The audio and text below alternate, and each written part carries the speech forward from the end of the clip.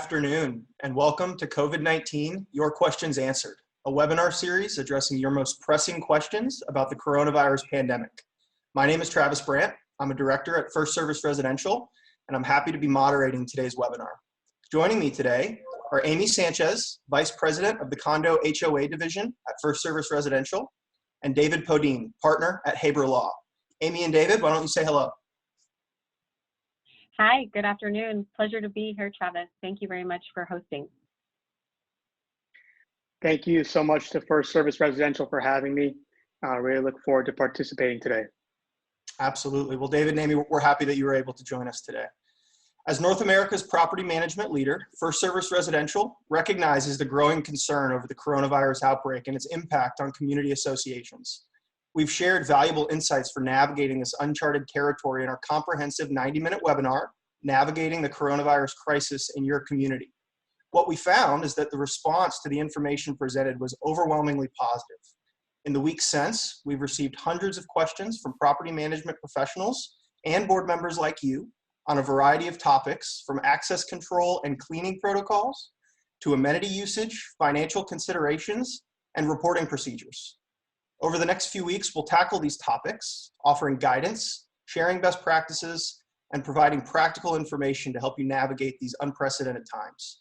Today, though, we'll be answering your questions about how to conduct meetings with social distancing and shelter-in-place orders currently in effect.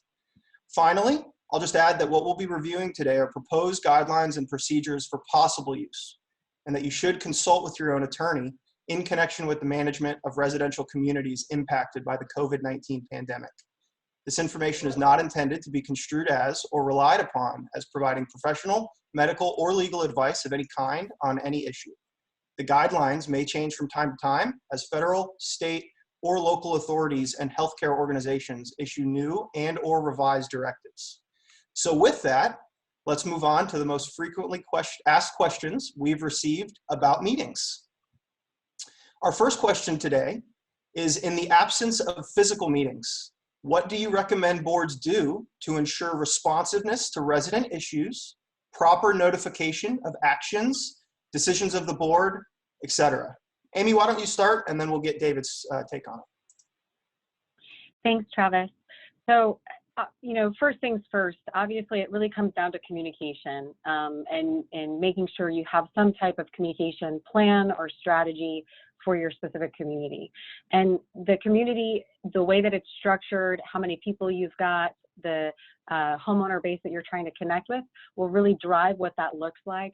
But a very key component there is, right now, since we're not physically congregating and we're not putting together physical meetings, the natural inclination is to put together a lot of emails.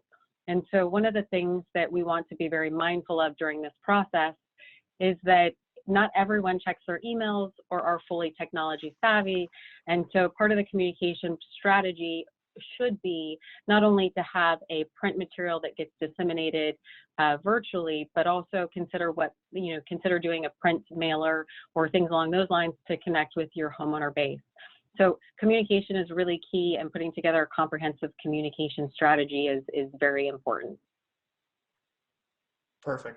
David, anything to add there?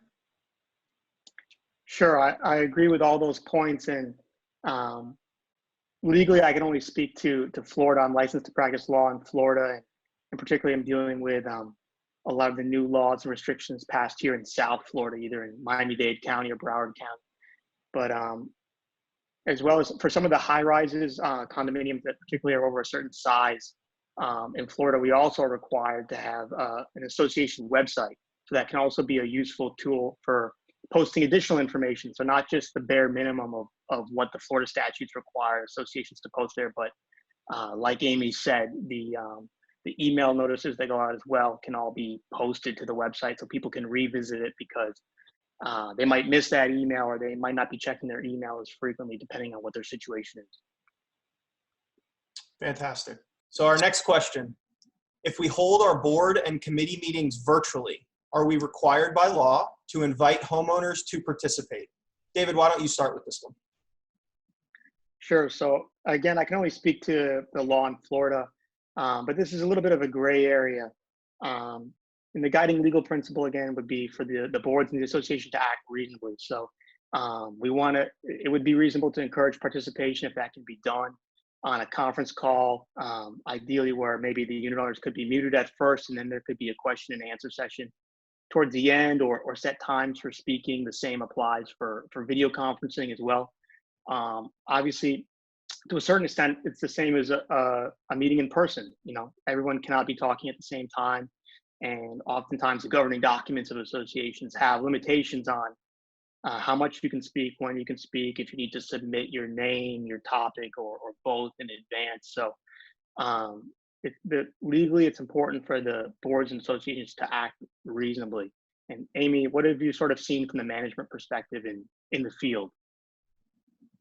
You know, from where we sit, we always want to encourage transparency. And so regardless of being in Florida, Tennessee, Georgia, wherever it is that you're at, you know, FirstService's perspective is going to be to have an open and transparent process. And the way that you encourage that is by inviting participation. So whatever method that you are going to be connecting, I think it's important, it's vital to consider outside of what the law is, and really, you know, how can we encourage participation? And so if you're making that effort, at least that also shows a good faith part of the process as well. So our position would always be outside of the law to encourage participation where feasible. Fantastic. Two great perspectives. Our next question is, we are currently conducting our board and committee meetings virtually. How would you suggest we address residents who are unable to attend due to their own technical limitations? Amy, why don't you give us the first crack at this? Sure. So, you know, I think that flexibility is the most popular name right now, flexibility and creativity. And so, you know, I think you're going to have to get a little bit creative and flexible in both in how you're going to be able to encourage not only participation, but getting the message out there afterwards for those who weren't able to attend. And so you're going to want to think, if I do a web meeting, some people who are not as technology driven might not be able to participate. I think phone calls and conference calls are a great way to get people to at least listen in. So that might be a good alternative, and/or you can run both at the same time. And then you can also send out a memo of this is what took place after the meeting. And that level of communication will really ensure, again, that the process is transparent and that people are able to see and hear what's going on. Excellent. Anything to add there, David?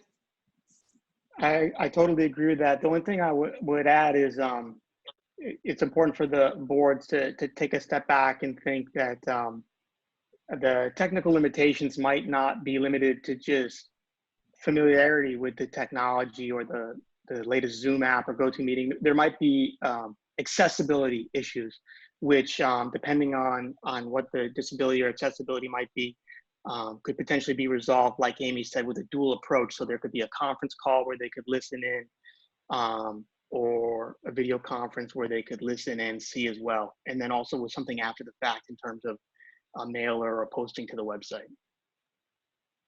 Fantastic. I think flexibility right now is as important as ever.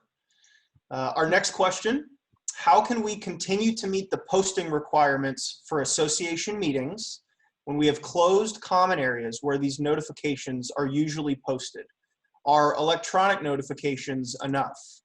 David, you want to lead us off with the legal opinion? Sure. So I can speak to the law in Florida on this, which under the Emergency Powers Act, which there's two different sections which apply to condominium associations and homeowners associations. Electronic notices would be enough. The notice needs to be done as much as practical. So if other means can be done, that would be great. But that's not always the best practice in terms of where it's going to be posted with what was done in the past and in terms of what is open now, which I'm sure Amy probably has dealt with and her team has dealt with at FirstService.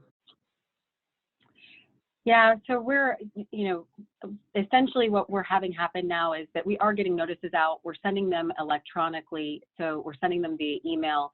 We're posting them where feasible at the property still. So as much of a continuation of normal practices, we're trying to adhere to that same thing. So if you normally posted in your pool area and that pool area is closed, yeah, that's not going to really work. But if you are typically used to posting it on a leaderboard at the entrance of a community, we're going to still be doing those things. And then, of course, via email is another way. And so I'm going to step back just a little bit to say it's really important at this point to make sure that we've got good and accurate contact information for homeowners so that we've got the most accurate email address that's on file so we can try and reach the widest audience that we can. But yes, certainly we're following the email practices and then posting on property and the traditional places as much as possible. The one thing too that we're trying to avoid is posting in random places that people aren't as familiar with, because then just people get frustrated with, where's the sign today, So we want to avoid situations like that. But other than that, we're seeing a lot of success via email. Fantastic. Great operational versus legal perspectives too. Our next question, is it an option for our board to suspend meetings until we return to regular operations? Is there a limit to how long a community association board can go without having a meeting? David, any legal limits? So here in Florida, there's not a legal limit in terms of when you're in an emergency situation like this, you can only suspend a meeting for 20 days, 30 days. And practically speaking, that wouldn't apply anyways, because we don't know how long this is going to last. And particularly here in South Florida, we're under stay-at-home orders, we're under certain legal restrictions that really prevent, the in-person meetings and gatherings of this type. And really associations, should be thinking of if it's not urgent business, if it's not emergency items, can it be dealt with later? And a lot of times the answer is yes. So no, there's not a legal requirement that if you cancel a meeting or suspend a meeting, it needs to be renoticed 20 days thereafter or anything like that. Right now, it's touch and go. Amy, what are you seeing out there? Yeah, so it varies a lot by community, but if anything, we're seeing more work coming in, more decisions that need to be made, more business discussions that need to be had.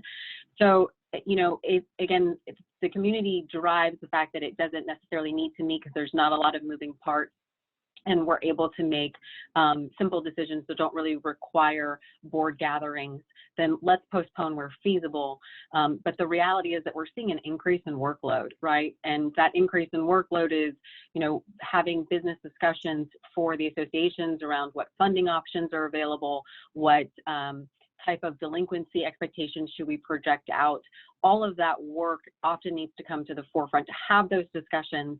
And therefore, while you can postpone, my suggestion would be to try and keep things as normalized as possible and really evaluate the level of work and business discussions that need to be had for the continuation of or continuity of service at every single association. So it's not as straightforward, really, property by property type of a decision, but, you can postpone where needed. Certainly consider postponing projects that can be postponed right now. But other than that, continue forward as much as normal. Sure. Just focusing on the present. Absolutely. Our next question, by law, can we have our annual meeting and or our election of directors virtually? David, why don't you give us your take on that? So here in Florida, the legal landscape actually before coronavirus and before this emergency contemplated that associations could vote electronically and not have to vote by sending a mail in, either a proxy or their ballot, or go in person and mail. The problem with this, in terms of if you're an association that has not already adopted what's commonly called e-voting or online voting here in Florida, is the administration of getting it done now under these restrictions and emergency times. Because in general, at the board level, a board can pass an e-voting online voting resolution on 14-day notice, but depending on the property type and the number of residents, that might be hard to implement because everyone needs to opt in by saying, I agree, turning in a form, signing it, giving their official email to be used with online voting. So the long answer to your question is yes, by law, it can occur, but practically speaking, which Amy can probably get into a little bit more, is these can be pushed off. It's going to be up for the larger buildings. It's going to be hard to kind of scramble to get e-voting and electronic voting done. Yeah, and so from an operating perspective, doing or hosting a virtual election comes with a lot of systematic changes that people just simply aren't accustomed to. And so I think everybody needs to kind of weigh right now, well, can we push this off for another 6 weeks? Do we think we're going to be in a more normalized place in another 8 weeks? And if so, let's possibly consider postponing, because the level of questions and the setup necessary to move or transition to a virtual vote has a lot of repercussions to that decision. And that includes, to David's point, the fact that you're going to have to go out and get people to opt into the process.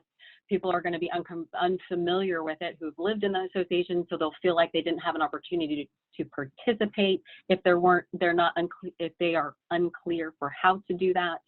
And so to avoid all of those semantics, I think the first question the association should consider is, can we move this out 6 weeks? What will be the repercussion of that? Or 8 weeks, what does that look like? And if not, then start saying, okay, what do the challenges look like to really start to implement it? And so I'm happy that, David, you were able to address for Florida the fact that, yes, we can do that. And I think for all of our other states, and even in Florida, we should be asking we should be looking at the semantics of, do people feel like they would be able to participate and have a shot to vote? And that will drive, again, happiness within the association, participation on a resident and homeowner level. And so you need to ask both of those questions. Absolutely. Well, understanding that process is definitely important. Our next question, we have decided to postpone our annual meeting due to COVID-19. When rescheduling, do we need to identify a specific date for the rescheduled meeting, or can we just set it for a date to be determined later in 2020? David, what do you think? So here in Florida, legally, you don't have to specify a date, and practically speaking, you probably can at this point. And if someone could, they're certainly smarter than me, because I don't know when people will be able, when these restrictions will be lifted, and when people will be able to gather, like typically done at annual meetings. So I know it's strange to hear the lawyers say that there's, it's going to be vague, or there's not a specific deadline or rescheduled date, but that's the new legal landscape we're living in right now. Yeah, absolutely. We're certainly seeing that from a management perspective also, where we left our crystal ball at home, and so now we're going to have to try and figure that out. But the reality, to your point, is that if you can not put a firm date, since we don't have a good handle on when, it will save you money and time from sending out mailers and then having to cancel them and redo them, because that certainly presents a real cost to associations to have to print and send and notice and so on and so forth.